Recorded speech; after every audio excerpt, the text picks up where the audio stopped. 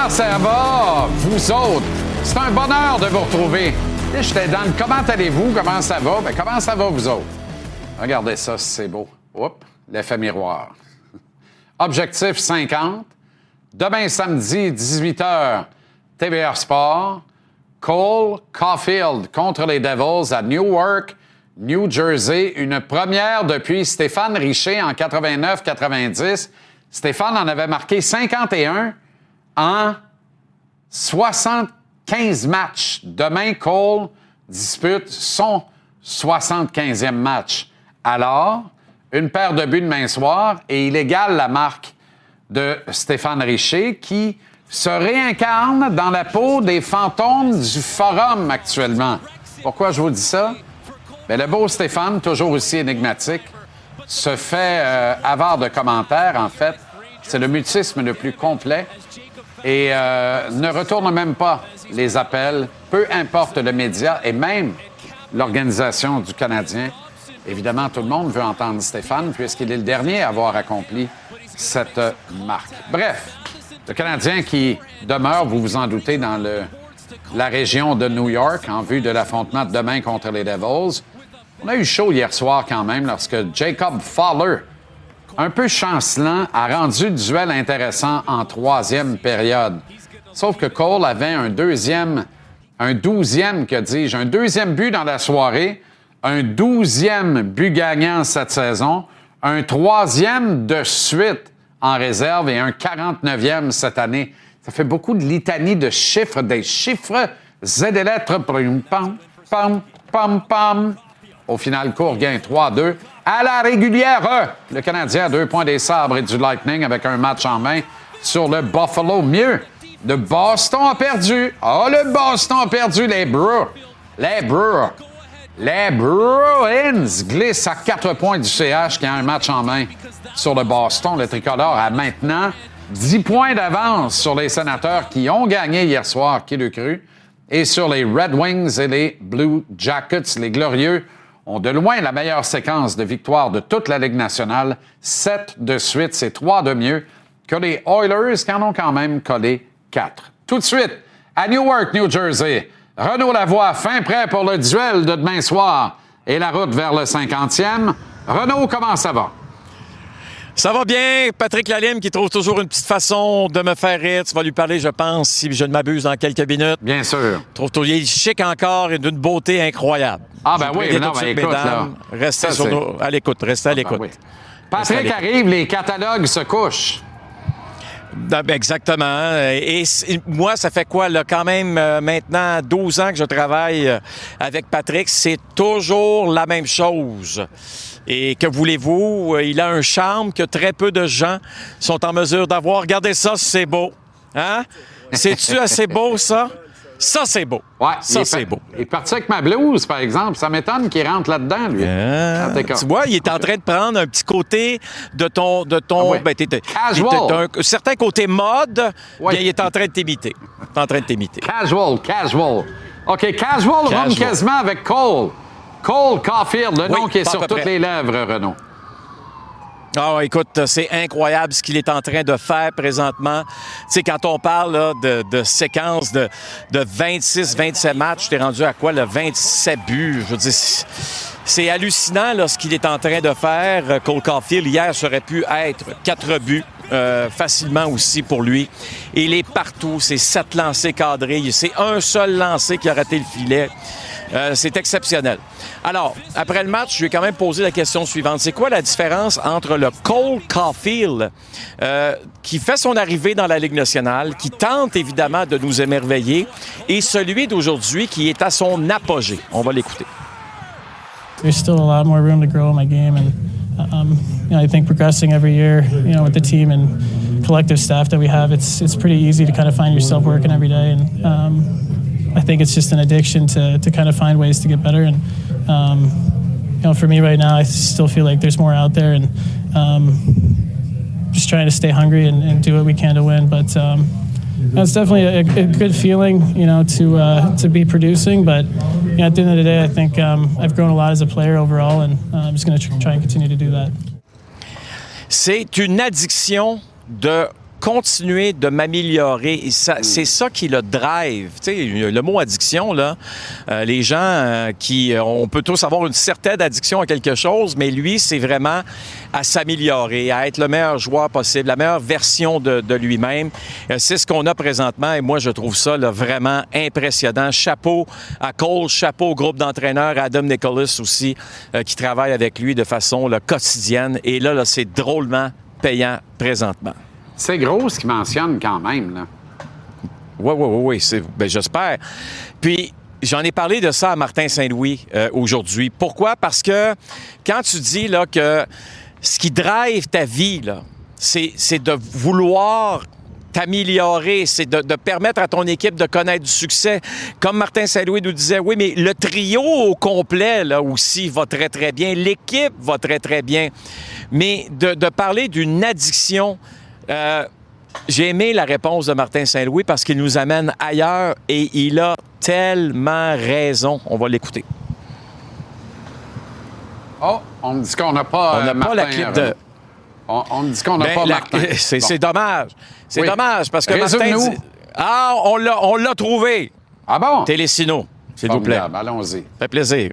Il y a une passion. Tu sais, puis sans la passion, c'est dur à t'améliorer. Puis des fois, la passion, elle peut lever et baisser. C'est pour ça qu'il faut que tu fasses attention comme entraîneur avec un jeune groupe, d'enseigner, de les pousser, mais tout en essayant de ne pas tuer leur passion. Très bon. Et tu sais, le problème qu'il y a, là, c'est qu'il y en a des coachs qui enlèvent la passion aux joueurs. Moi, j'ai entendu des joueurs, des marqueurs de 50 buts et plus dans la Ligue nationale me dire, après avoir réalisé tout ça, là, avec des entraîneurs là, que tu te demandes qu'est-ce qu'ils font là, puis de dire, maintenant, je ne joue plus au hockey, c'est une job. Et la journée que jouer au hockey devient une job, d'après moi, c'est là que ça devient très problématique. Puis je pense que Martin aussi a toujours été quelqu'un de très passionné. Puis je pense que John Tortorella ne lui a jamais coupé les ailes. Tu comprends ce que je veux dire? Ben ouais. Mais ça ne veut pas dire que les entraîneurs, par la suite, n'ont pas tenté de couper les ailes de Martin Saint-Louis. Et peut-être même avant, mais oui, son immense compréhension, sa capacité de compréhension de chacun de ses joueurs. Mais on sent qu'il y a un petit quelque chose de plus avec Caulfield, tu sais. C'est vraiment un projet personnel de Martin, puis ça marche au bout. Évidemment, là, tous les regards sont portés vers Cole et ce fameux 50e but. Ça fait en sorte là, que c'est important de ne pas dévier de la trajectoire, bien que ces garçons-là sont assez brillants, assez talentueux pour dire on va s'assurer de gagner la game, là, mais on va s'assurer de le faire alors que tu as scoré. Et de voir des coéquipiers qui poussent dans un seul et même but pour un de leurs coéquipiers, un de leurs frères. Bien, Zachary Bolduc a vécu ça, lui, assez récemment quand même, chez les Remparts de Québec. Oui, puis c'est spécial. Puis Zach va le dire là, dans l'extrait sonore que vous allez entendre. Là. Et lui, il l'a pas fait dans la Ligue nationale. Là. Il l'a fait à un niveau inférieur, mais il l'a fait 2 fois quand même. Là. Pensez-y, là, une saison de 54 buts et une saison consécutive suivante de 50. C'est 2 saisons de 50 buts et plus. Là. Faut le faire. Peu importe le niveau, faut le faire. Alors, j'ai demandé à Zach comment Cole se sent aujourd'hui, selon lui. Là. Comment, quand tu passes à travers ça, comment on se sent? On va l'écouter. OK. C'est sûr que moi, je l'ai vécu au moins de niveau, mais je pense que c'est le prochain qui est le plus dur à aller chercher. Plus tu t'approches, plus les buts sont durs à aller chercher. Je pense que plus tu t'approches, plus tu y penses. Donc, c'est un peu un jeu mental, si je peux dire, mais Cole a l'air de bien gérer ça. Puis, je suis pas inquiet pour lui qui va trouver une façon de marquer ce 50e but-là. Bon, oui, dès demain, à part ça. Hey, on s'en garde pour tantôt. Soyez pas inquiets. Oui. Tantôt, à la mise en échec, Renaud, aux abords de Martin, qui repose en statue derrière toi. Là. Ben oui, regarde ça.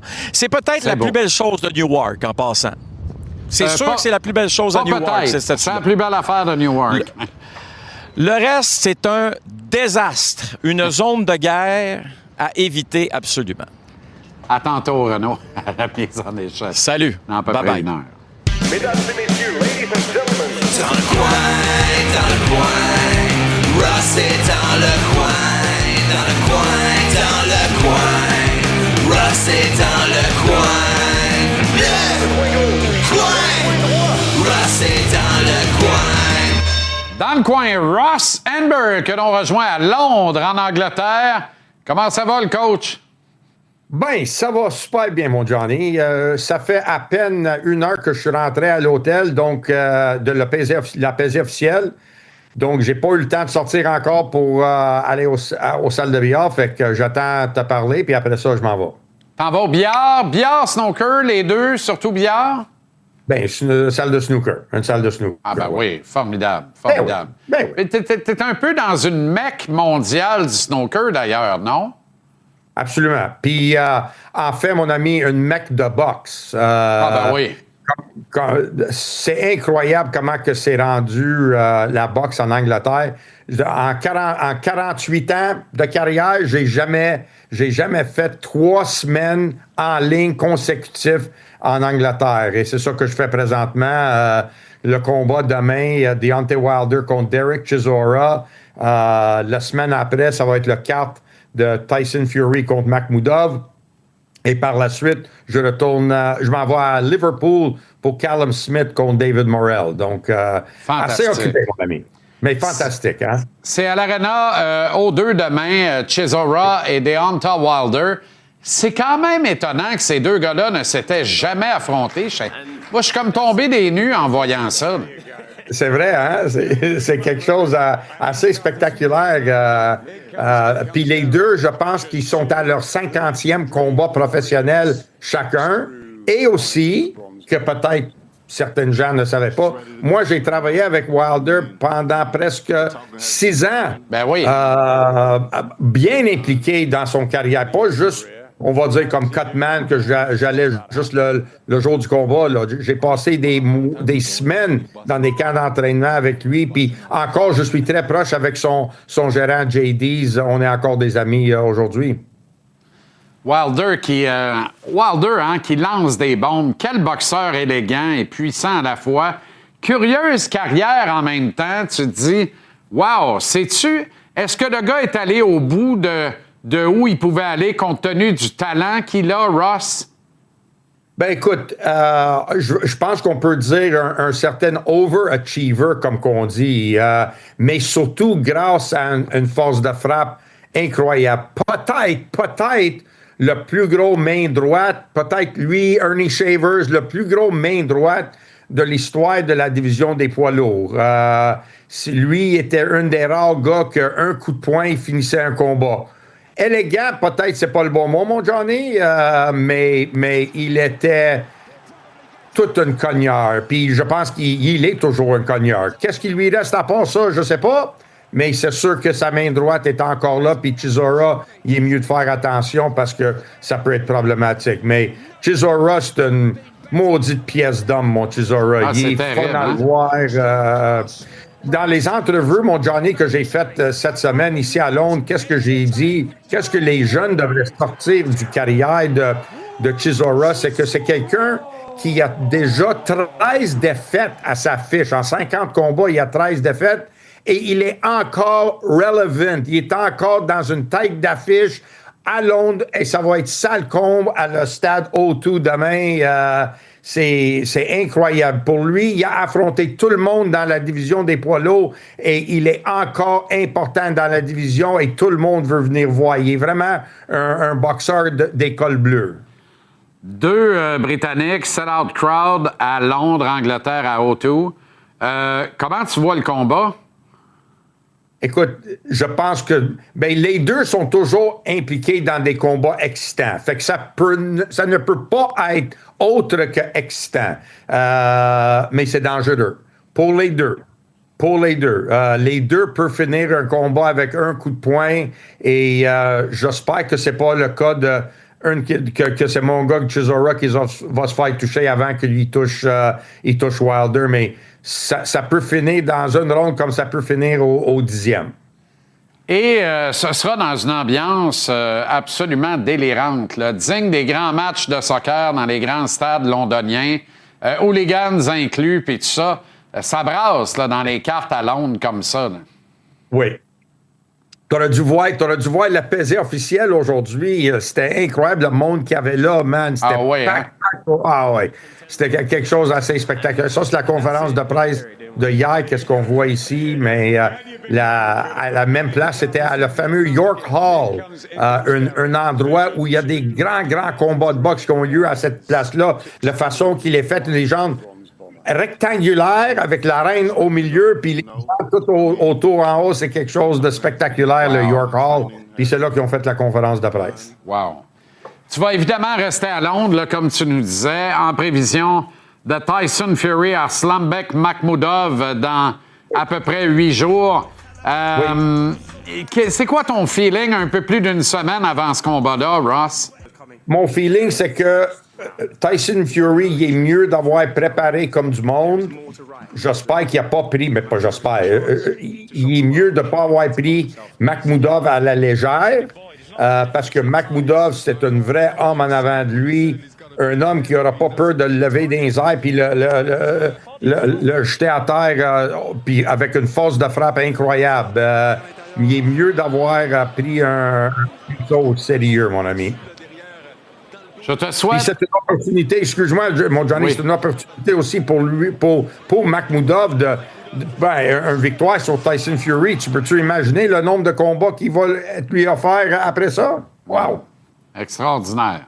C'est déjà la meilleure bourse de sa carrière et de loin. Et imagine s'il est à un coup de poing de la Lune, en fait. Oui. Bonne nuit de snooker à Londres, Ross. Merci infiniment. Bonne carte demain. Oui. Est-ce qu'on peut mentionner, mon Johnny, le décès qu'on vient d'entendre? Ah, ben oui. Guy Jutras, Monsieur Jutras. Guy Jutras qui est décédé. Mon grand ami, c'est probablement le dernier homme sur la planète qui m'a vu à mes premiers jours à boxe. Et qui m'a toujours encouragé, qui était rentré dans le temple de la renommée, puis il est décédé aujourd'hui à l'âge de 95 ans.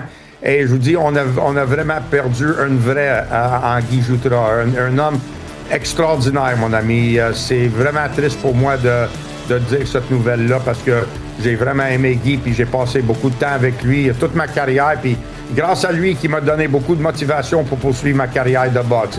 Un homme extraordinaire.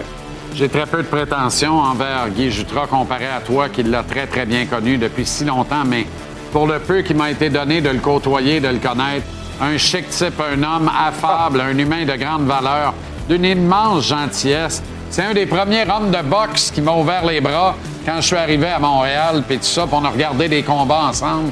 C'était sensationnel. Tu fais très bien. Paix à son âme et puis respect et condoléances à toute la famille, les nombreux amis et la grande confrérie de la boxe. Merci, Ross. Et bonne nuit, Snooker. Salut. On s'en va vers Marinaro, pas avant Félix Séguin, Patrick Lalime, au retour.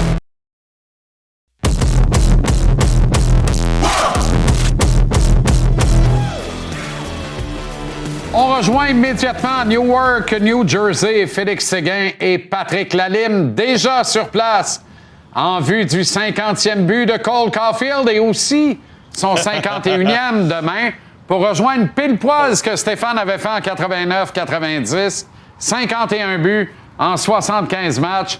Comment ça va, les cartes de mode? Les cartes de mode?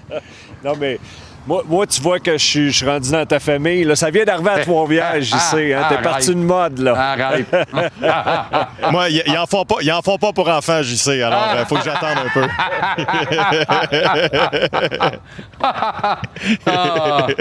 OK, il en a 49, Caulfield. Il a battu 27 gardiens différents pour arriver à 49. Il a battu, en fait, à chaque fois qu'il a scoré, c'était contre un gardien. On le rappelle, ça lui confère 4 buts de mieux contre un gardien que Nathan McKinnon. Et il en a scoré 20 le samedi soir. Mr. Saturday Night. Ouais. Non, puis tu peux aller plus loin, puis on pourrait se perdre dans cette vague énorme de chiffres qui favorisent Cole Caulfield. Les buts gagnants, les buts en prolongation, les buts qui donnent les devants, les buts pour créer l'égalité. Tu regarderas également, là, on va en parler demain, là, les buts contre les équipes, le plus de buts qu'il marque, c'est contre les équipes qui sont en série. Fait que c'est pas des buts inutiles, c'est pas des buts qui valent rien dire, c'est des buts importants, puis d'en avoir 49 à ce stade-ci de la saison. Je pense que c'est pas juste Caulfield, JC, qui marque 50 buts, qui se dirige vers 50 buts. Je pense que c'est tout le Québec, là. Je pense qu'on a de la difficulté à croire ce qui va arriver très prochainement pour Cole Caulfield. Oui, puis tout le Québec, toute l'organisation des Canadiens également. Alors, quand tu penses aux joueurs dans le vestiaire, on a beau rappeler que c'est l'équipe en premier, qu'on ne pense pas à ce qui s'en vient, même de la part de Martin Saint-Louis, mais tout le monde est derrière Caulfield en ce moment.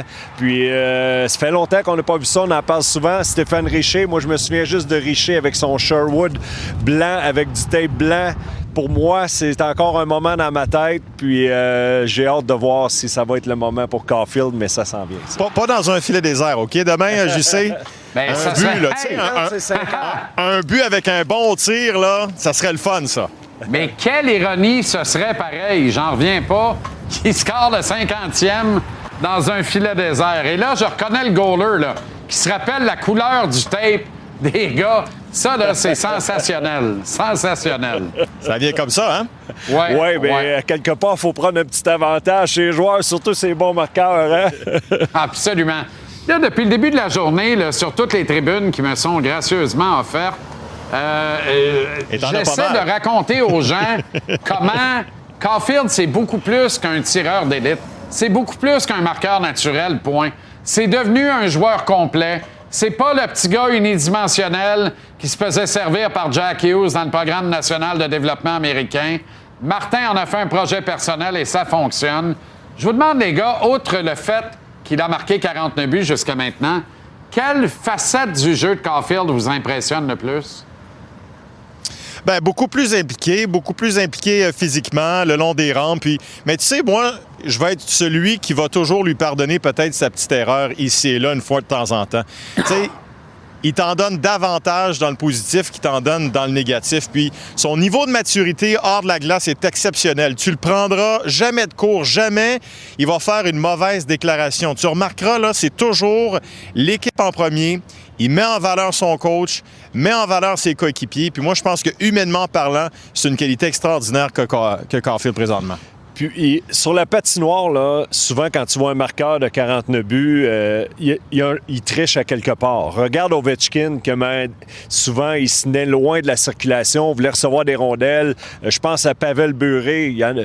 C'est des gars qui marquent des buts, mais c'est des gars qu'à quelque part, ils pensent à eux autres, ils pensent à tricher. Caulfield, c'est pas ça. C'est pas ça qu'on voit. On voit un joueur avec beaucoup de maturité dans son jeu, un joueur qui est responsable, qui veut faire partie du groupe. Il ne veut pas être étiqueté comme le marqueur de 50 buts.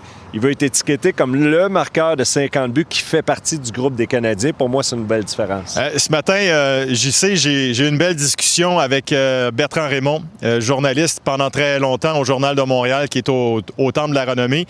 Je voulais lui jaser de ce qu'il avait vécu parce qu'il était là lorsque Stéphane Richer a marqué 50 buts, lorsque Lafleur a marqué 50 buts, Schott, Pierre Larouche également. Puis c'est des moments privilégiés, des moments uniques qu'on va peut-être vivre ensemble demain soir ici au Prudential Center. Bonne répétition ce soir, Félix, pour ce 50e. Demain, on manque rien de l'action. On prend l'antenne de 18h. Bonne soirée, les gars. Allez vous mettre à l'abri. Newark, c'est pas cher. Salut, bonne soirée, à demain. C'est Marinaro. Au retour, on s'en va vers le premier choix, Alexandre Daigle, tantôt.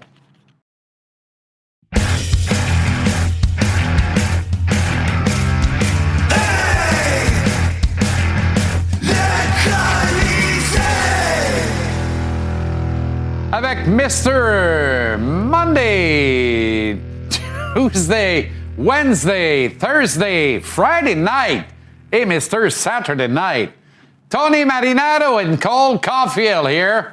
Comment ça va, Bello? Mr. Saturday night, under the lights. Quelqu'un m'a envoyé un message hier, il dit Tony, il n'est plus Mr. Saturday night, il est Mr. Every night. Là. C'est plus samedi soir. C'est pas mal ça, mais le samedi... Hey, il y a 20 de ses 49 buts marqués le samedi soir. Arrête ça, là. Oui. 20 de ses 49 buts, Tony. On peut l'appeler aussi le monsieur l'étranger, parce que sur 49, il y en a 26 à l'étranger. Puis ça, c'est un statistique qui m'impressionne beaucoup. Exact. Ça m'impressionne aussi beaucoup, le fait qu'il n'a jamais marqué aucun but dans les nationales dans un filet désert. Mais et quelqu'un qui arrive de la Lune, là, on va le dire, parce qu'on est sur la Lune cette semaine. Quelqu'un qui revient de la Lune puis qui est là depuis un bout à chercher de l'eau, là, ou du sable, ou je ne sais pas trop, là. Oui. Puis qui revient, il va la regarder un peu pour dire OK, lui a 50 buts, il doit en avoir scoré 30 en avantage numérique. Oui. Eh bien non. Eh bien non. Il marque des gros buts à 5 contre 5 et il marque des buts qui permettre à son équipe de créer l'égalité, voire de prendre en devant dans des matchs. Ouais. Puis il y a 12 buts gagnants. Qui dit mieux? Il y a 12 buts gagnants. Il n'y a aucun but dans un filet désert. Il y en a 26 des 49 à l'étranger. C'est formidable, là. Il marque. Mais en plus, pas juste qu'il marque aussi, son premier but hier. Slavkovski, Suzuki, puis lui, là, ils avaient l'air des Harlem Globetrotters qui jouaient au hockey. Non, mais Regarde la passe entre les jambes. Slav, Ça se a peut pas, aucun ça. sens. Ça fait 2 fois en 2 matchs que Slav repère de 2 endroits différents, mais Hey! repère exactement au même endroit qu'Caulfield. La passe des dieux là, dans le match précédent, là, Caulfield est à la même place. Fait que là, tout le monde a compris c'est quoi le nouveau bureau de Cole. Regarde ça. Regarde le ça, c'est tir. de l'instinct. Ça, c'est de l'instinct. Regarde le tir, il avait Ben même oui. levé un jambe, Oui. là. Regarde, sur la jambe droite. La jambe gauche était déjà dans les airs. Et son deuxième but est l'archétype d'un joueur de hockey. Check ça. Un joueur de hockey complet. Garde bien. Passe sur le flash. C'est un setup play, là. Ouais. Là, récupération de rondelle. Il voit tout de suite.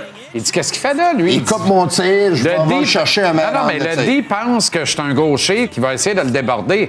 Le défenseur, très mauvaise prise d'information, là. Il est droitier, il peut pas le déborder. Garde, ses patins pointent vers où? Fait que là, Caulfield dit, OK, je compute ça. Tu passes soulevé pour moi-même. Regarde. Je m'en sers comme écran. Regarde, c'est beau. Il passe la rondelle à lui-même. Le prochain qui va me dire que ce petit gars-là n'est pas un joueur de hockey, puis que c'est un gars unidimensionnel qui marque des buts, ou un gars qui, sans Nick Suzuki, est rien, va te dire en affaire, les 3 gars de ce trio-là sont rien sans les 2 autres. Et c'est ce qui fait la force et le brio du trio. Même le tir, OK? C'est un bon tir. Peut-être n'importe qui d'autre dans l'équipe tire de la même façon. C'est arrêté par Shesterkin. Les buteurs naturels, là, Ben, ce gars-là, il est né avec quelque chose. Là. Il est né avec le don de marquer des buts. si le tir est franc, Ouais, qu'il n'y a pas d'écran, Shesterkin fait l'arrêt. ouais. Mais là, le défenseur revient qu'une cheville cassée. Puis il vient pas aider son goaler, là. Il nuit encore plus. Il met son bâton dans les jambes. Caulfield sait très bien ça. Ouais. Il se sert de la palette du bâton du défenseur comme écran. Et c'est comme ça qu'il bat Shesterkin. Je te le dis, il compute. Cette séquence-là, c'est Keanu Reeves dans la Matrice. C'est de Matrix, là. C'est ça, là. Il a computé le match. Et ça témoigne d'une intelligence. C'est comme l'instinct de Slav qui est de dos puis qui sait exactement où est son body. Puis un type du revers comme ça. Tony, on n'a pas vu ça depuis 40 ans à Montréal. Arrêtons, là. Mais on n'a pas vu ça depuis 40 marqué ans. de même. OK, Stéphane Richer en a marqué 51 Non, mais en un 1990. trio comme ça, le trio, un trio non. comme ça. C'est le meilleur trio des Canadiens depuis Muller, Danfus puis Bellows en 93. Depuis Chott-Lemaire-Lafleur. Je pense que oui. Depuis Chott-Lemaire-Lafleur. Puis c'est peut-être le meilleur trio de la Ligue nationale. Peut-être. Le seul que je peux penser, Wyatt Johnston, avec Mikko Rantanen puis Jason Robertson, c'est très bon aussi. Pas reposant. C'est très bon aussi. Pas reposant. Mais quand la dernière fois quelqu'un a scoré de même à Montréal? Ça doit être moi en Super 9. Ou dans le temps au Dagobert. En passant, salut Monet. Messieurs. Bon, très bien. Yo-yo, on continue. Jake Evans, hier, a été... Jake Evans joue du gros hockey. Là. Lui est dans une bulle au bon moment, piqué au bon moment. Il est en train de le faire. Lui, il saisit sa chance. Il dit, hey, mettre ça à 3. Just watch me. Il a gagné 3 mises en jeu dans la dernière minute dans le territoire défensif. Ouais. Pas une, pas 2. Un Trois. avec 59 secondes à faire. L'autre, me semble, il restait 22. Puis l'autre, il restait 2,7. Et pas juste, il a gagné 3 mises en jeu. Il a gagné 2 contre JT Miller, puis le dernier contre Vincent Trocheck. Tu sais, il est où JT Miller dans la Ligue nationale pour son pourcentage dans les mises en jeu? Ouais, mais hier... Il est 61 point quelque Oui. chose pour cent. Oui, mais hier, je pense qu'il courait après le juge de ligne dans les corridors de MSG. Ouais. Sur le fameux but gagnant de Caulfield, ça n'a aucun sens. Aucun sens. Oui, il était pas prêt pour prendre la mise en jeu. Puis là, au Non, lieu mais de il était recommencer prêt. à C'est jouer... le juge de ligne qui niaisait. Ouais. Le juge de ligne a niaisé pendant 47 Et secondes. là, il regarde le juge de ligne au lieu de... En tout cas. Ben non, mais c'est ça. Mais Vincent Trocheck, là, un des grandes raisons pour laquelle il a fait les États-Unis aux Jeux olympiques, parce qu'il est très fort dans les mises en jeu aussi. JT Miller. Vincent Trocheck, c'est 57 JT Miller, c'est 61 Vincent Trocheck, c'est 14e dans la Ligue nationale, si je ne me trompe pas, ou 16e. Et JT Miller, il est 3e plus efficace. Sauf que Jake hier, c'est le Evans. Canadien qui a dominé dans le cercle des Oui. mises en jeu. Jake Evans, pour les mises en jeu en zone défensive, c'est le meneur chez le Canadien. À l'état des forces cette semaine, j'ai classé le Canadien premier dans l'Est pour atteindre la finale de la Coupe Stanley. Ils étaient 4e il y a une semaine, dans mon même classement. Grimpé premier en vertu de 4 victoires à temps réglementaire dans la même semaine contre des adversaires adjugés être très coriaces parce que voulant le même plat qu'eux autres. Es-tu d'accord avec ça? J'ai pas de problème avec ça. Parce que toi, tu voues un culte au Lightning de Tampa Bay. Moi, je Le Lightning est 2-2 dans la dernière semaine, au moment de publier le classement mercredi. Là. Puis 2-2, avait perdu contre le Canadien la Puis on veille. sait pas si Victor Edmond va revenir, là. On ne sait pas non plus. Puis s'il va revenir, quand il va revenir? Et ça change la donne beaucoup, on l'a vu. Mais ça fait toute la différence, évidemment. Exact. Il est leur meilleur défenseur, même si Darren Radish connaît une saison de tonnerre, là. Tu sais, je voudrais pas affronter Victor Et les Edmond dans Sabres aussi, séries. dans la dernière semaine, avaient 2 victoires, 2 défaites. De là, la glissade. Ouais. Puis le Canadien avait battu les Hurricanes Ouais. et avait battu le Lightning. Alors, pour moi, il n'y a pas de doute que le Canadien, c'est le coq. Ouais. Au moment de publier le classement, maintenant, on n'a pas perdu depuis. On a Ouais. joué hier, on a gagné encore. Dans les derniers 7 matchs, le Canadien, il y a 3 matchs qui ont accordé 2 buts, puis il y a 4 matchs qui ont accordé 1 but. Le Canadien joue du hockey des séries éliminatoires. On va te le Puis dire, je comprends là. que Jacob Dobeš, il n'y a pas Vasilevski, lui, qui a gagné Ouais. 2 Coupes Stanley. Il n'y en a pas grand gardien de but dans les dernières 20 ans qui le sont en pensant. Mais il est plus hot que lui en ce moment. Il est hot, là, Il est Dobeš. très là. hot. Il est en Top feu. 3 là. de la Ligue nationale actuellement. T'es en feu. Et dans la séquence de 7 victoires de suite, en deuxième période, le Canadien a marqué 13 buts, n'en a accordé aucun. Ouais. Autrement dit, si on arrondit, là, le Canadien gagne la deuxième période 2-0. Ouais. On est habitué de les voir la perdre 1-0 ou 2-0 jusqu'aux fêtes. C'était la deuxième période qui coulait l'équipe parce que l'équipe devait pousser fort en troisième pour finalement aller voler le match au-delà de 60 minutes. Je cherche pas pourquoi on gagne à temps réglementaire. On gagne 2-0 en deuxième période depuis 7 matchs. Ça donne des victoires à la réglementaire, même si hier, honnêtement, et c'est pas positif de la façon dont je le dis, Jacob Fowler a rendu ça intéressant. Là. Honnêtement, là, Jacob Dobeš, Dans la on ne le saura troisième jamais, période. là, mais oui, mais c'est ça. Mais Jacob Dobeš, dans hier, la première puis la deuxième, il a fait des gros c'est arrêts. lancé, Jacob arrête. Fowler. Il y a 12 shots après 2. Là. Non, mais il y a eu Et en des shots. troisième période, quand les Rangers ont dit « Attends un peu, on va aller dans le bleu », puis il n'a pas résisté quand ils sont allés dans le bleu. Moi, là, je te le dis. Là, Oui, mais pour JC, vrai, là, on va montrer le but d'Adam Fox. Mais il a fait un gros arrêt sur Adam Fox hier. Il a fait 2 gros arrêts sur Will Cooley hier. Il a fait quand même des bons arrêts, mais écoute, il n'a pas été chanceux sur les 2 buts non plus. Ils ont mis beaucoup de trafic contre lui. Il y avait du trafic qui était petit. Ce trafic-là, Dobeš l'aurait repoussé avec son bloqueur. Regarde ça, là. Mais Dobson doit faire un meilleur job aussi avec Oui, mais avec lui l'attaquant. aussi. Lui aussi. Il doit être au top de son cercle, puis il doit pas se laisser. Il doit protéger son carré de sable. C'est son terrain de jeu, c'est sa zone à lui. Regarde comment il est petit là-dedans. Là. Qu'on le veuille ou non, Tony, là, un moment donné, il faut arrêter. Là. Hier, là, on lui a attribué des arrêts alors qu'il n'y a même pas de show puck. Là, je veux bien Jésus de Montréal, mais ça, calmez-vous je sais les pas, nerfs. ils avaient Le 23. numéro 1, on l'a, il s'appelle Jacob Dobeš. Ouais, Puis on le saura jamais, mais d'après moi, il blanchissait New York hier. Mais ça, on ne sait pas. Là. On le saura jamais, c'est ce que je te dis, mais Ouais, les c'est deux. ça. Le type de but qu'a accordé Fowler, Dobeš Écoute, ne les aurait pas accordés. Il a gagné, est-ce que- je vais te gagné poser une un autre match question. au Madison Square Garden, puis ils ont donné du repos à Dobeš en même temps, donc c'est positif. Moi, j'ai pas de problème Il a avec. perdu à MSG en décembre. Il a perdu. Oui, il a perdu 5-4, donc déjà, c'est beaucoup mieux. Oui, voilà. Moi, la question, là, puis je te mets au défi de me dire s'il y a un lien ou pas. Jacquet revient dans l'alignement de la ligne bleue contre le Lightning de Tampa Bay, Oui. qui est autrement plus puissant que les Rangers. On lui donne tout près de 14 minutes de temps de jeu. Oui. Et hier, contre le pire club de l'Est, on l'utilise moins de 10 minutes. Pourquoi? Ça, c'est une bonne question. Parce que si tu joues pas 10 minutes contre les Rangers, c'est aussi bien de sortir du line-up. Mais moi, je te suggère que hier, là, Hier, ils ont donné des minutes à Lane Hudson en Oui. désavantage numérique. hein. et je te suggère que hier, on a limité le temps de glace de Jacquet pour mieux protéger Fowler. Pour J'ai- limiter les chances j'ai- de marquer de qualité. J'achète. Ouais. Écoute, c'est le défenseur qui est le moins habile des défenseurs des Canadiens. Tu sais, c'est pas pour le critiquer, il est le moins habile. là. Mais il a joué presque 14 minutes contre le Lightning mardi.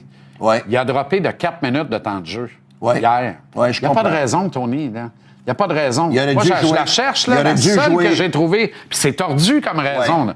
La seule que j'ai trouvée, c'est on va protéger Fowler. S'il veut augmenter Bastard. ses minutes encore une fois, c'est un gars qui doit faire en sorte qu'il doit jouer un désavantage numérique. En plus, tu sais, Il peut nettoyer le devant du but. Il peut bloquer des lancers. Parce qu'un gars, dans un monde idéal, tu veux pas Lane Hudson pour essayer de nettoyer le devant du but, pour bloquer des lancers, de risquer de se faire mal. Est-ce que tu trouves que Lane pousse un peu trop offensivement? Je trouve que Lane veut battre le record des 5 passes qu'il reste de Larry Robinson. Pousser un peu trop, tu sais, essayer de trop provoquer, peut-être prendre... Ça devient moins facile pour lui maintenant d'avoir des points parce qu'il y en a pas eu des points. Mauvais calcul de risque. Ça fait un couple de matchs là, que Lane n'est pas bien productif, mais... Ben, en même temps, est-ce que le premier trio laisse des points aux autres? Pas bien. Non, pas mais il joue bien. Mais il devrait battre le record quand même. Hey, Lane, 5 passes, je vais gager sur lui. Je pense qu'il va aller chercher 5 passes d'ici la fin de la saison. Il reste quand même 8 matchs. Il va le faire. Slavkovski va avoir son 30e. Suzuki va avoir 30 buts. Suzuki va avoir 100 points. Caulfield va avoir 50 buts. Non, Caulfield va en avoir 51 au moment d'être présenté à la foule à Montréal dimanche. Il va marquer 2 demain? Oui, monsieur. Mais oui, parce qu'il est... Mr. Saturday Night! Under the lights! La fièvre du samedi soir! Salutations à la Ligue TVA Sport! Demain, manquez pas ça. C'est le premier choix, Alexandre Daigle au retour. Restez là.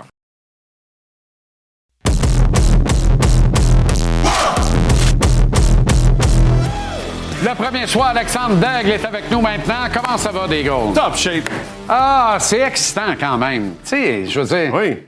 Je suggérais à Tony tantôt. Tony parle d'Anfus Bellows et Muller comme dernier trio de choc qui ressemblait à celui de Suzuki, Caulfield et Slav. Moi, je pense que c'est Shot Lemaire-Lafleur. La dernière fois? Ben, je vois le vert. Oui, je pense que oui. C'est complémentaire de même? Fou raide. Exactement, parce que c'était des joueurs tellement différents, là, puis c'est ça. Oui. Puis là, en plus, je pense que ces gars-là vont gagner des trophées, là, des vrais trophées. Puis je pense pas que Bellows, cette ligne-là, en a gagné. Ouais. Je pense que le Selke s'en va à Suzuki. Je pense que le Maurice Richard s'en va à Caulfield. Ça sent ça. Parce que ça sent aussi que le Canadien va être obligé de travailler fort pendant plusieurs matchs. Puis le Colorado, c'est fini. C'est sûr qu'ils vont essayer de le reposer. Puis, non, mais là, t'as-tu vu Jamboree? Gagne 9-2 un soir, t'en vas perdre 8-6 contre Vancouver 2 jours après. Et qu'est-ce que vous faites? Là, McCarr blessé, je te dirais que McKinnon, c'est le prochain à vraiment prendre un petit break. Donc, pour Caulfield, c'est une belle opportunité, puis je souhaite. Mais puis en plus, t'as un slap, premier overall. Il commence vraiment, tu sais, j'aimerais ça qu'il fasse un autre but pour se rendre à 30. Puis que quand tu te rends à 30 dans la Ligue nationale, là, son style de jeu, là, t'es établi, t'es vraiment une superstar. Moi, j'exclus Brett Hull, là, parce que pour moi, c'est un Canadien. Il est né en Ontario. Ouais. Il a du sang canadien. Puis ça va faire de tout donner à Donald, l'autre bord. Là. Fait que j'exclus Brett Hull. Il y a donc 11 Américains dans l'histoire qui ont marqué 50 buts ou mieux. Pas 71. Il y en a 11. Il peut devenir le 12e. Puis c'est une liste impressionnante quand même. Mais à quel point de le faire dans le hockey d'aujourd'hui? Tu sais, il pourrait le faire dans une saison où seulement 2 gars vont marquer 50 buts ou mieux, lui et McKinnon. Alors que dans les grandes années, là, Bobby Carpenter, qui a été le premier à le faire en 84-85, jusqu'à Jeremy Rennick, qui l'a fait 2 fois, la dernière fois en 92-93. Dans ces années-là, il y en avait 8-9 par année des scoreurs de 50 buts. Bien, c'est ça qui est impressionnant pour moi. L'année passée, il y en a eu un. C'est Draisaitl. Puis à travers les années, mettons les 5 dernières années, tu as du McKinnon, tu as du Draisaitl, tu as du McDavid. Puis c'est pas des gars, bien McDavid, c'est pas toutes les années. Exact. McKinnon non plus. Donc c'est vraiment extraordinaire. On est vraiment chanceux de le voir. La dernière fois que je l'ai vu, c'était Stéphane Richer. Il manquait 5 buts en 2 games.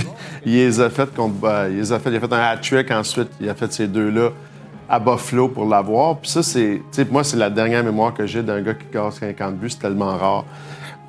Mais ceci dit, c'est le genre de gars, à l'âge qu'il a, le salaire qu'il fait, tu te dis Kent Hughes, là, je vais élever mon chapeau. Parce qu'avoir vu, je pense que tout le monde se pensait qu'il allait faire un joueur de 35 à 40 buts peut-être, mais se rendre jusque-là, pour Kent Hughes, c'est un home run à 7,5 millions. À quel point ces gars-là, un matin, vont dire « Hey, c'est qui le cave? C'est tous nous autres. » Non, mais tu sais, à un moment donné, ils sont tous à rabais, là. Ouais, ils sont tous à rabais. Puis un moment donné, là, l'agent de Demidov, lui, il salive, là, il est content, lui, il regarde ça, il dit « Hey, avec pas de centre, on a ramassé 63 points saison recrue. Lâche-moi ça, là. » Ouais, mais en même temps... Pas sûr que lui va signer à 7,8, là.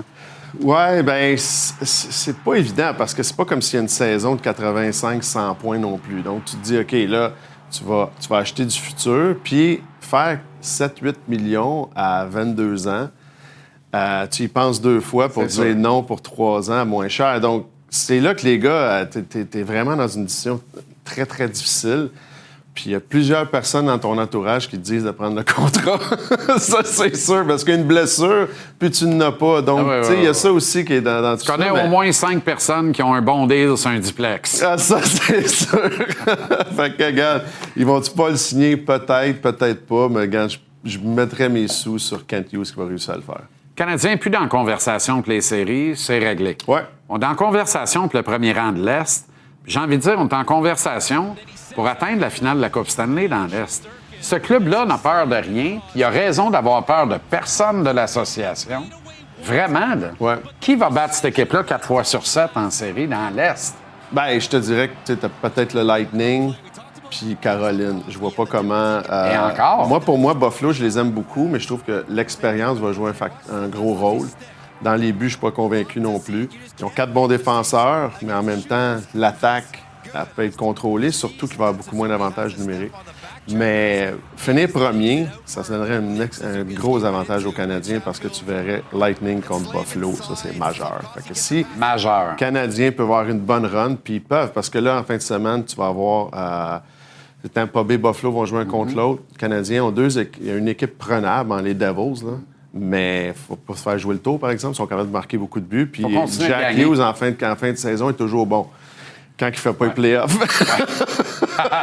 Oui, parce qu'on peut être premier, mais on peut être premier de l'association aussi. Ça permettrait même d'éviter les Bruins au premier tour, puis de pogner le dernier entrée là, par la porte de côté ou le Gazabo.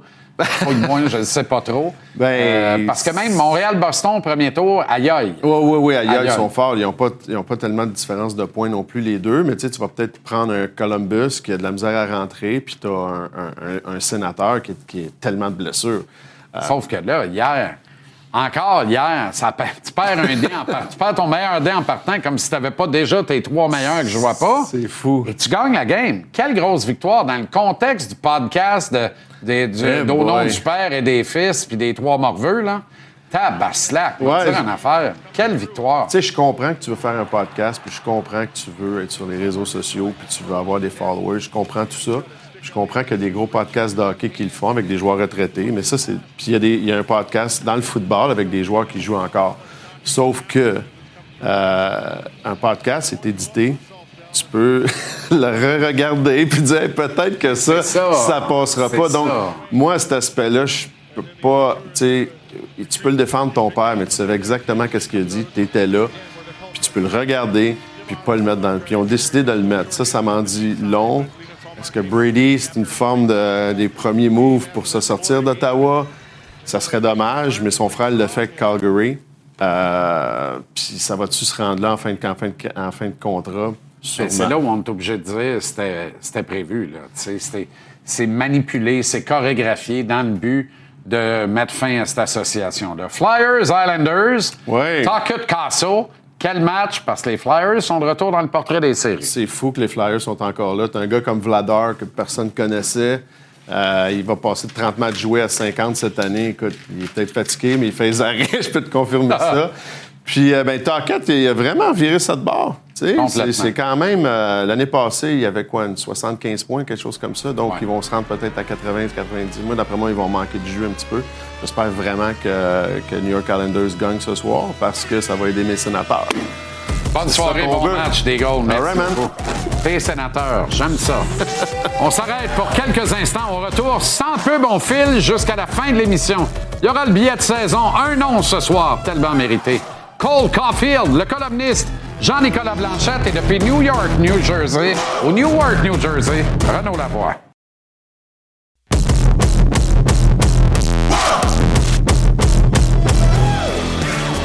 Ce soir, au billet de saison, un nom. Et honnêtement, j'aurais vraiment bien aimé que ce nom soit Juraj Slafkovský. Mais comment adresser un seul nom au billet de saison et ignorer Cole Caulfield? Absolument inimaginable. Caulfield est à un petit but de la barre des 50. Il y en a 49 en 74 matchs. Mieux, l'ensemble des buts qu'il a marqués l'ont été contre un gardien de but. 12 de ses 49 buts ont été des buts gagnants, dont les 3 derniers dans cette séquence irrésistible de 7 victoires de suite des Glorieux. Steven Stamkos suit Cole. Il a 10 buts gagnants, 2 de moins. Brock Nelson est le 3e avec 9. Depuis qu'il s'est reposé pendant les Jeux de Milan, alors que Bill Guérin et sa garde rapprochée ont choisi de l'ignorer dans la sélection américaine, Caulfield a enfilé 17 buts en 18 matchs. Parions que Guérin s'en fout parce qu'il y a de l'or plein le cou, pour utiliser un mot de 3 petites lettres commençant par un C, mais poli. Restons sur ce qui est positif. Cole Caulfield. 101 fois dans l'histoire de la Ligue nationale de hockey, un joueur est parvenu à enfiler 50 buts ou mieux dans une même saison. Seulement à 18 reprises sur 101, ce joueur était américain. Ils sont 11 à être nés au pays de Donald et à avoir fracassé la barre magique des 50 buts. C'est bien peu quand on y pense. 11 seulement. Précision ici, Brett Hull, comme son père Bobby, sont bel et bien nés en sol canadien. Alors, arbitrairement, je les exclus de l'exercice sans droit de douane, par contre. John Leclerc, qui est né et qui a grandi sur une ferme juste à côté, ici à St. Albans, dans le Vermont, est le seul qui a réalisé l'exploit de saison de 50 buts ou mieux à 3 reprises. Il l'a fait, on s'en rappelle, après avoir quitté le Canadien, sur un trio imparable, un trio d'une puissance inouïe, le Legion of Doom, complété par Mikael Renberg et un certain Eric Lindros. 5 autres joueurs américains ont atteint le plateau des 50 buts ou mieux à 2 reprises chacun, dont l'ineffable Keith Tkachuk, le père des frères de la Révolution, Matthew et Brady. Il l'a fait 2 ans de suite. La particularité, regardez dans quel uniforme il l'a fait la première fois. Ouais. Les Jets de Winnipeg, les nuits sont longues. Ville qu'il a quittée à la nage l'été suivant sa saison de 50 ou mieux, pour refaire l'exploit la saison suivante à Phoenix, en Arizona. C'était en 96-97. Les autres sont illustres également. Pat Lafontaine, qui avait ensorcelé la Ligue de hockey junior majeur du Québec avec le junior de Verdun à 17 ans, marquant plus de 100 buts, imaginez. Jeremy Rennick, qui n'a disputé que 28 matchs avec les Olympiques de Hull en 88-89, mais qui a marqué, voire souillé, ou saoulé, c'est selon, la promenade du portage à jamais. Kevin Stevens, qui a grandement bénéficié de la générosité du magnifique Mario Lemieux à Pittsburgh, a aussi réalisé l'exploit à 2 reprises. Et le plus récent qui l'a fait est le seul Américain qui a atteint le plateau des 60 buts ou mieux. Il l'a fait d'ailleurs à chaque fois qu'il en a marqué 50 ou mieux avec Toronto. Austin Matthews, qui en 21-22 n'a mis que 73 matchs, comme le tableau nous le montre, pour marquer ses 60 buts.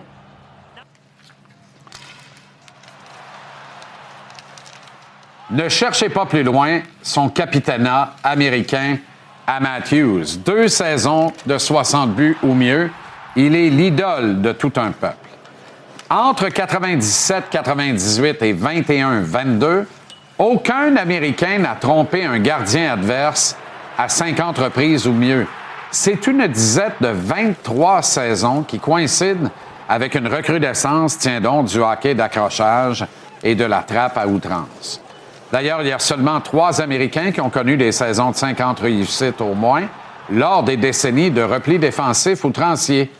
Tandis qu'entre Bobby Carpenter, qui a été le tout premier joueur US à réaliser l'exploit aussi tard qu'en 84-85, et Jeremy Rennick, le dernier à l'avoir fait avant qu'on éteigne le hockey, bien, la moyenne de scoreurs de 50 buts ou mieux par saison et comprenant au moins un Américain était de 9. Imaginez.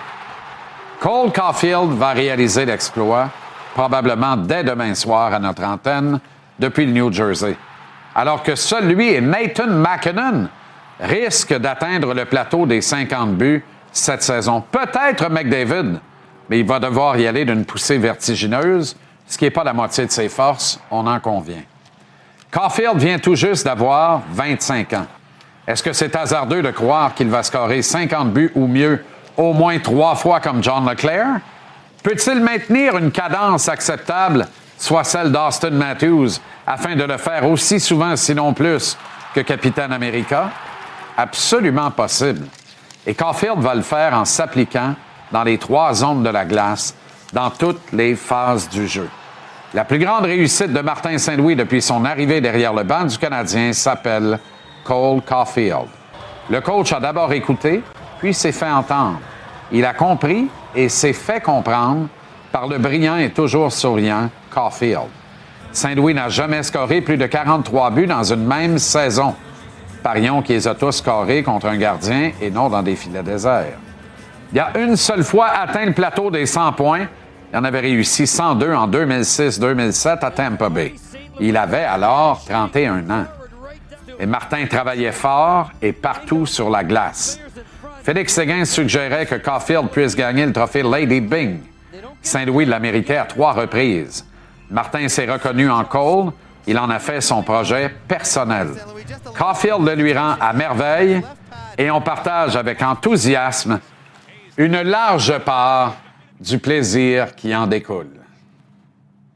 Un samedi soir, de la plus haute importance, aucune place à l'erreur, face à Jack Hughes et sa bande. Canadien Devils, au hockey du samedi soir, dès 18h à TVA Sport. Présenté par Uber Eats. Et on retrouve le columniste du Journal de Montréal et Journal de Québec, Jean-Nicolas Blanchette, dans cette route vers les 50. Objectif 50 dès demain au New Jersey. Et à notre antenne, Jean-Nic, pourquoi pas pour Cole Caulfield? Je te dirais que c'est quand même un exploit. Je vais essayer de remettre mes idées en place, là. Je trouve qu'il y a beaucoup de rabat-joie pour le dossier Cole Caulfield, dans le sens que, tu sais, quand on parlait avec... les gens, ils disent, dans notre temps, c'était comme ça, puis dans notre temps, lui, il était bon, puis c'est plus pareil, tu sais. Puis je comprends qu'ils ont été comme habitués à tout ça, là, mais il y a une espèce de, je pense, d'aveuglement que... Réalisez-vous comment Cole Caulfield, dans l'histoire du Canadien, c'est un joueur de hockey phénoménal, tu sais. Puis qu'on peut le comparer avec les époques, on peut essayer de réaliser, de comprendre. C'est pas vrai que dans le temps, là, c'était bien différent. Puis oui, il y avait des légendes, il y en a eu, là. Mais Cole Caulfield, ce qu'il est en train de faire, avec surtout sa taille, je trouve ça complètement renversant, là. Et ça te permet, toi, je pense que tu vas chroniquer là-dessus dès demain, d'ailleurs, la revanche des négligés, hein, dans le cas de Caulfield. En fait, Jean-Charles, je te remercie d'en parler, mais c'est pas demain que je vais chroniquer là-dessus. Je vais attendre qu'il ait fait son 50 buts un peu, mais c'est juste que il a lancé au but, là, tu sais, mais pour mesurer 5 pieds 6 et protéger, 5 pieds 6, je pense à peu près 5 pieds 6 quand il s'est patins 5 pieds 8, là, mais pour protéger la rondelle, grande même, là, je sais pas si vous réalisez comment ça doit être difficile, là. Puis c'est pas juste ça, c'est ses habiletés de patinage, c'est ses mains, c'est sa vitesse. Tu sais, réussir à tout faire ça, là, je sais pas si on peut revoir le deuxième but qu'il a fait hier, là. Tu sais, c'est un but qu'il a fait seul, là. Tu sais, c'est quand même impressionnant. Puis quand on dit, il y a un bon tir, tu sais, c'est bien plus que ça, là. Puis réussir à faire ça à cette taille-là, moi, je trouve ça épatant. C'est pour ça que je trouve que c'est plus qu'un marqueur, Cole Caulfield. C'est un joueur de hockey sensationnel, là. Non, mais tu as tellement raison. On voit comment, dans sa prise d'information, il constate que le défenseur le joue comme si c'était un gaucher naturel qui s'en venait pour le déborder, alors que c'est un droitier qui est dans une fâcheuse posture pour le déborder.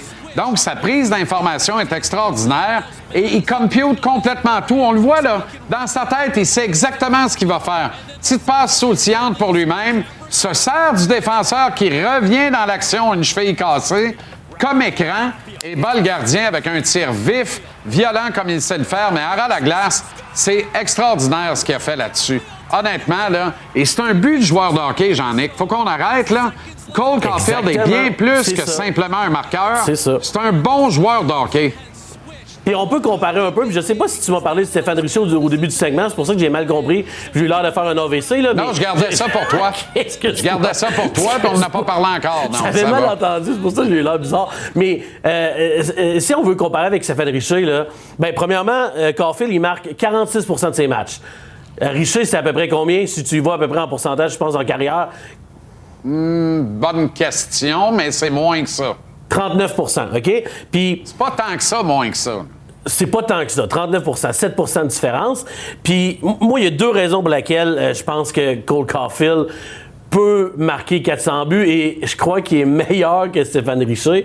Puis la première, la première raison, c'est ce qu'on vient de dire, c'est que être capable de protéger la rondelle de même à 5 pieds 6, par rapport à Richer, c'est pas pareil. Puis qu'il réussisse à faire ça, je trouve ça impressionnant. Mais la deuxième affaire, c'est en 1987-88, là, tu sais, là, c'était Régent Lemelin, c'était Kelly Rudy. Régent Lemelin qui a un aréna à son nom, d'ailleurs, à Orsainville, où j'ai brillé comme Madame de B avec les élans de Charlebourg, je tenais à le dire.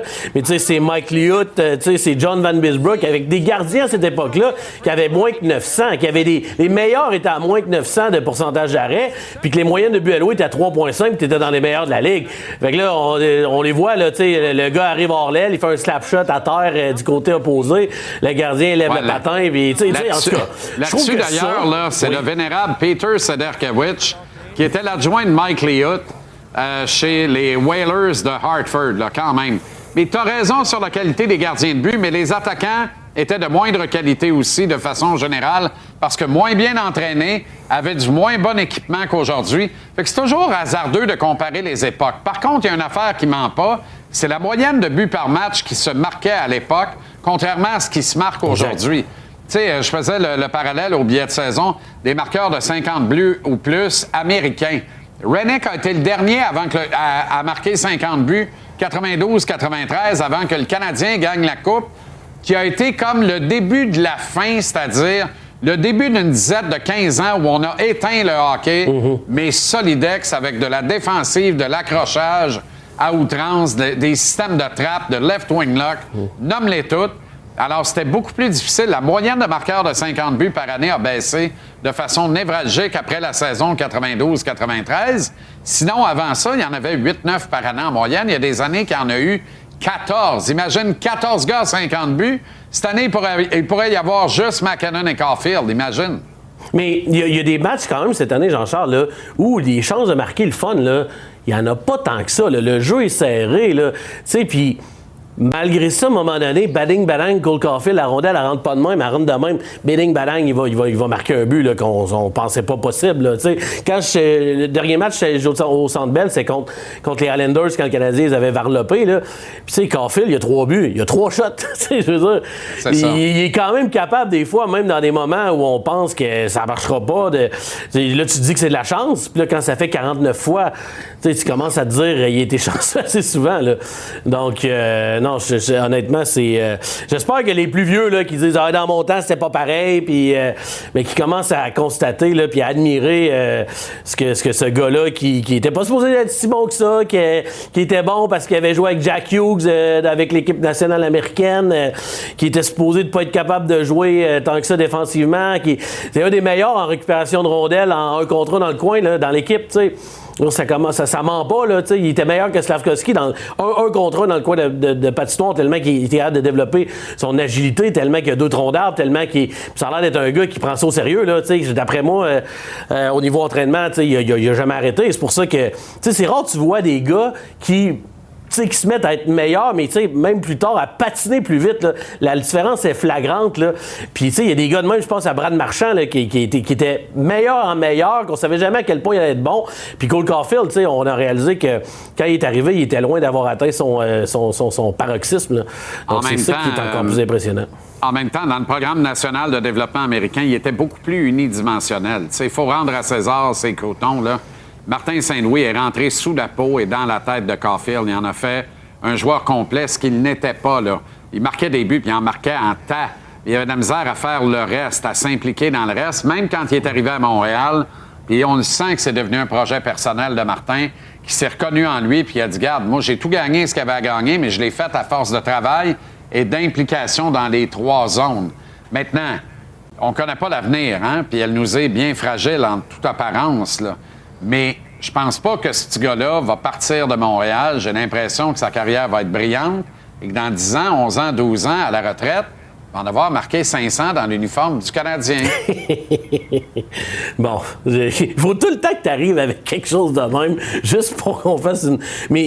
Mais oui, je veux dire, logiquement, oui, puis il se blesse pas tant que ça, tu sais, il a l'air de s'entraîner assez fort, de faire attention à lui. Puis quand tu parlais que Saint-Louis l'a aidé, tu sais, je te dirais que ça va dans les deux sens, puis je trouve que ça paraît que Cole Caulfield, c'est un gars qui est à l'écoute ici, puis qui a soif de progresser, là, qui est pas arrivé ici bordé comme on dirait, je pense, Jack Hughes notamment, là, puis des jeunes vedettes qui arrivent ici, puis qui sont capables de faire des Michigans, comme Trevor Zegras, comme ça a l'air d'être un peu le cas avec Matvei Michkov, tu sais.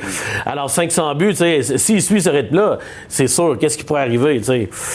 Je ne sais pas, mais moi, le seul bémol, Jean-Charles, c'est que cette année, Caulfield, c'est le gars qui a le plus de buts le but de plus qu'attendu. C'est-à-dire que selon les chiffres, les stats, il serait supposé avoir marqué 31 buts. Donc, est-ce qu'il faut considérer ça? Peut-être les As seraient sans ligne. Puis le deuxième, tu vois, c'est Nathan McKinnon, qui est à 14 de plus. Donc, il faut faire attention à ça, mais tu sais, je sais pas. Je pense que c'est pas pour moi, ça, là, c'est pas un bémol, c'est un superstar. Dans ta chronique, tu relais l'information qui nous est parvenue par le New York Times, qui nous raconte que les petits gars qui patinent sa glace à Toronto, au Scotiabank Arena, avec le drapeau des Leafs avant les matchs, sont tous des fils et filles de très bonne famille, visiblement. Ça leur coûte 1000$ chaque pour aller faire ça, imagine. Ils n'ont même pas de ticket pour la game. Excuse-moi, mais je suis crampé, Jean-Charles. Là. C'est pas un poisson d'avril. Là. Quel reportage incroyable du New York Times. Ça a pris le New York Times pour faire ça. C'est 1000$, 956,83 sous pour transporter le drapeau. À ce prix-là, papa, maman n'ont pas de billets. Fait que c'est pas 956, c'est 956,83. Parce qu'il y a quelqu'un des livres qui a dit que ça prenait 83 cents de plus. Si tu veux faire un fist bump à un joueur des Maple Leafs avant le match, à être proche, faire un fist bump, c'est 40$. Si tu veux peser sur le horn du but, c'est 60$, c'est 80$. Si après le match, quand c'est vide, l'aréna, tu veux aller sur la glace prendre un selfie de toi, c'est 100$. Si tu veux manger dans le vestiaire, une expérience, quand le vestiaire est vide, là, j'espère que ça sent pas le jackstrap, là. Ça, c'est 1000$, puis peut-être qu'un ancien joueur qui va venir te voir. C'est une série de dépenses que les Maple Leafs ont décidé de faire. Puis ça, c'est depuis l'arrivée du nouveau président Kelly qui lui est arrivé en 2024, qui a dit, nous, on n'est pas là pour vendre des chandails, on est là pour gagner. Le New York Times lui a mis dans ses dents en baptême, puis moi, je comprends pas. Si les gens à Toronto ont un peu de colonne, j'espère qu'ils vont demander la tête à ce gars-là, parce que, tu sais, c'est monétiser la défaite. Tu sais, moi, je pensais que c'est une blague, là, mais tu sais, non, c'est révoltant, c'est épouvantable. C'est une mauvaise blague. Quand on se regarde, des fois, on se désole, c'est important de se comparer, ça se peut qu'on se console. Hein? Oui, exact. On te lit avec intérêt. Faut pas se comparer au pire tout le temps non plus, par contre. Oui, exact. Ben là, mais c'est ça. Oui, mais dans le top 3 des concessions prestigieuses de la Ligue nationale, il n'y a rien qu'une qui a de l'allure, le Canadien. Les Rangers et les Leafs, c'est la déroute totale. Fait que voilà. Profitons-en. C'est encore nous autres. Qui l'a cru? On gros week-end, hein, ça va être le fun. Profitez-en, tout le monde. Le Canadien devrait s'appeler Céline. Et Céline de Montréal. Salut, Jean-Nic. Excellent week-end. Bon 50e de Cole demain soir à notre antenne. Et à la semaine prochaine. Génial. Attention à vous autres. Bye-bye.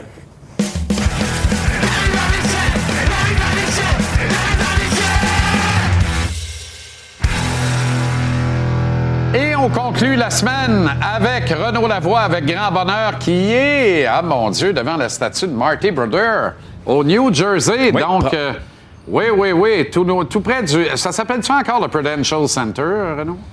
Ça s'appelle encore le Prudential Center dans le chic Newark qui ne s'est pas amélioré. On avait construit ce building-là ici en disant ça va revitaliser Newark. Et boy. Je dirais que c'est pire. Ça n'a pas marché, hein?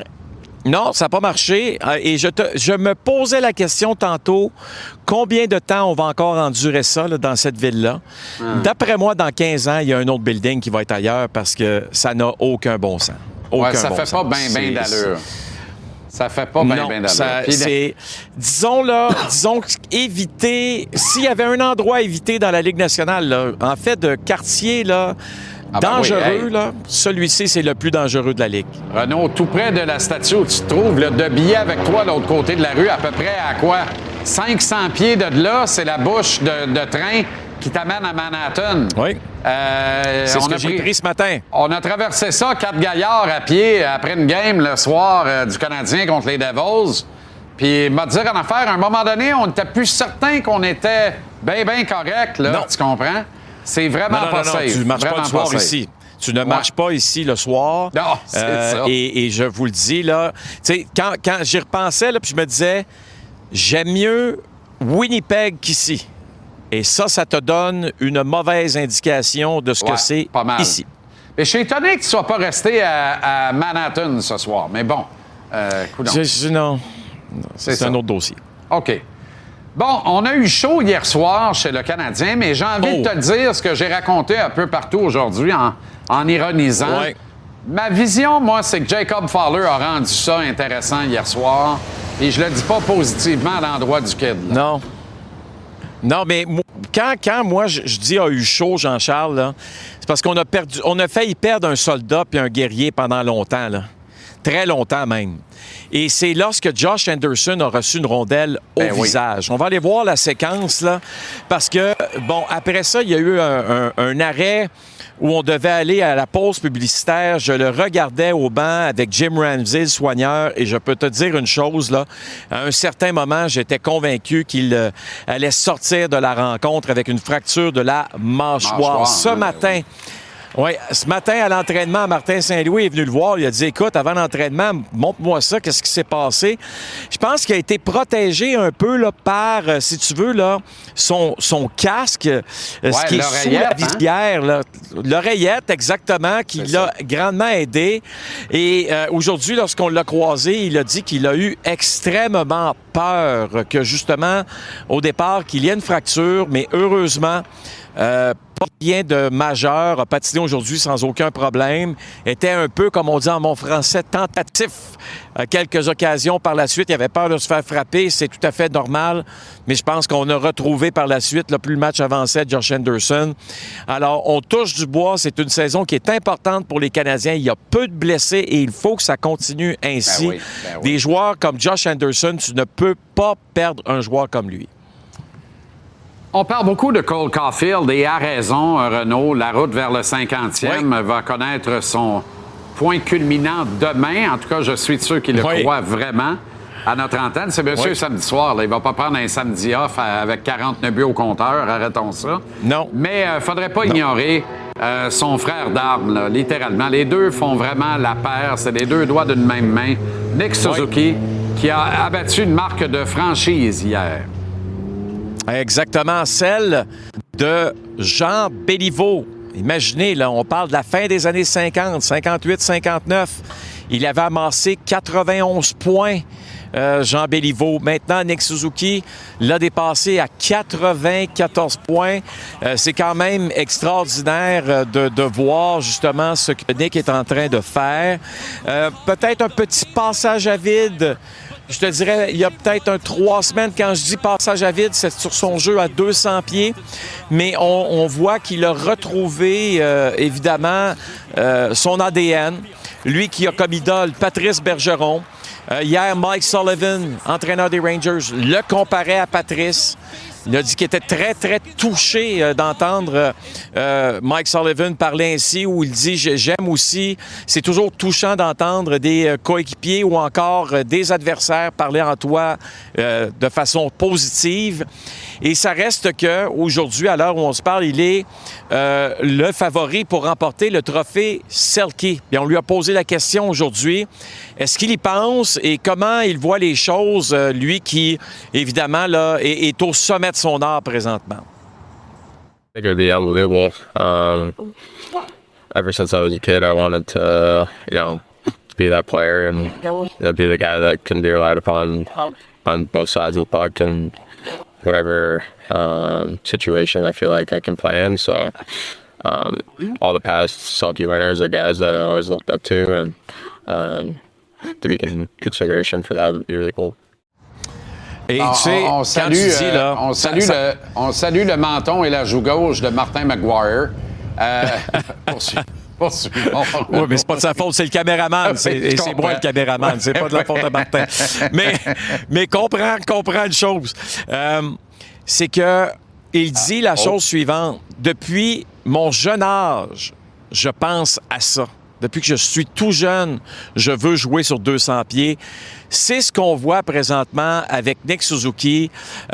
Il parle justement des gagnants du trophée Selke. Je pense, honnêtement, il y a une chose, moi, qui m'avait marqué lorsqu'il avait été nommé capitaine des Canadiens. Je lui avais posé la question, est-ce que c'était un de tes rêves? Et la réponse très candide, oui.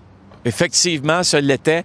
Et il n'a pas peur de parler du trophée Selke en disant « Oui, ça fait partie de mes objectifs dans ma carrière. » Ben, je comprends donc. C'était un entraînement un peu plus léger cet après-midi à Newark, Renaud, mais on voit qu'il y a quand même un esprit. Ben oui. Il y a un esprit de corps, on le savait, mais il y a aussi un esprit de compétition qui est très élevé dans le groupe actuellement.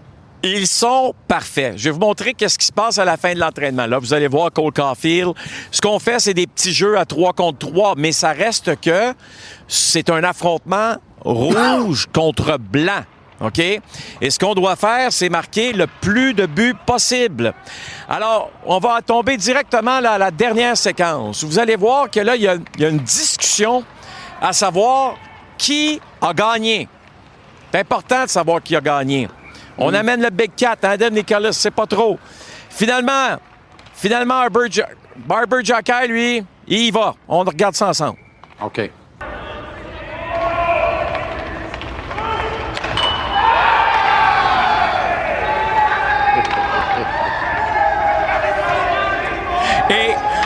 Et ce qui est le fun, c'est que j'ai vu Harbour.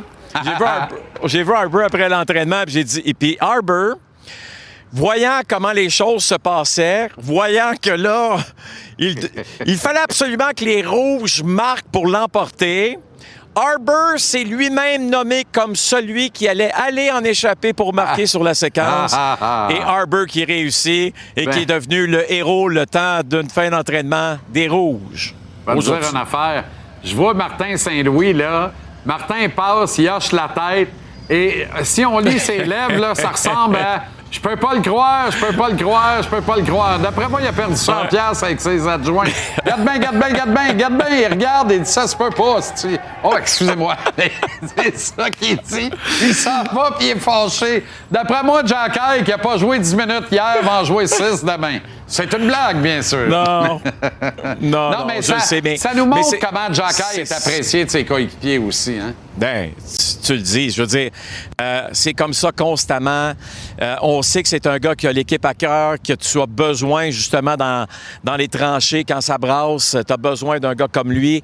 Et d'une manière ou d'une autre, là, Jean-Charles, là, c'est une chose qui est importante à souligner. Tu te sens toujours plus gros sur un banc lorsque tu as Jayden Struble d'un côté puis Barber Jacky de l'autre. Je vais te dire une chose, là. Eux autres sont pas sur la même paire, mais ils jouent deux, 3 fois, on les envoie sur la glace, 2, 3 présences. Ça veut dire que tu es toujours très, très bien protégé. Il y en a d'autres. Josh Anderson est capable de faire la job, tout le monde le sait. Mais ça reste que tu es bien protégé. C'est des gars qui grandissent ensemble. Martin grandit avec eux aussi comme entraîneur. C'est de toute beauté ce qui est en train de se passer avec les Canadiens. Je vais te dire une affaire, Renaud. Là, ce que tu viens de nous montrer là, je comprends tout. Et là, on trahira pas de grands secrets. Là, mais j'ai commencé avec une boutade tantôt en disant « Qu'est-ce que tu fais à Newark? Pourquoi tu n'es pas resté à Manhattan en ce day off? » Et non, il n'y a pas de day off avec toi. Le slogan de notre chaîne, c'est toi qui l'incarne. Là, quand ça compte. Fait que toi, tu as dit « Je peux me faire bronzer à Manhattan tranquillement. » M'aller à Newark dans l'espèce de faune, puis m'aller voir ce qui se passe là, puis on revient avec un bijou pour l'émission de ce soir. C'est formidable. Ça, si c'est pas du service à l'auditoire, je sais bien pas ce que c'est. Ouais. Merci infiniment pour ça. T'es bien gentil. Et bon match ça demain. Fait plaisir. Bon week-end, bon 50e tout le monde. Ça, c'est important. Oui, absolument. Profitez-en. Il faut que ce soit une belle célébration. Ça va en être une. Puis c'est demain à notre antenne. Parce que quand ça compte, c'est ici. Salut, Ren. Salut. Alors voilà comme on a vu votre semaine de conversation sportive. Oh! Patrick et les Islanders contre Rick Tocchet et les Flyers. C'est à Belmont Park. Ensuite, les Ducks reçoivent les Blues de Saint-Louis. Demain, dès 18h, la route vers le 50e, Cole Caulfield et le Canadien contre les Devils du New Jersey. Il y a du UFC Fight Night en direct. Les Blue Jays, la bonne balle dimanche en après-midi. Merci du fond du cœur de nous être si fidèles à chaque jour. On sera là lundi de Pâques dès 17h. Merci à l'équipe et à vous. À lundi. Salut.